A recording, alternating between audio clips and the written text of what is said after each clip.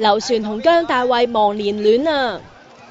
佢而家唔止係體操明星，仲進軍娛樂圈做明星，好忙㗎。今日咧會拍一個 MV， 下個月咧係 2V 拍戲咯。我自己嘅歌，新歌好安靜係咪？慢歌係。不如學蔡依林咁，將體操融入跳舞啦。係做呢樣都好嘅，但係我都唔知會唔會啊。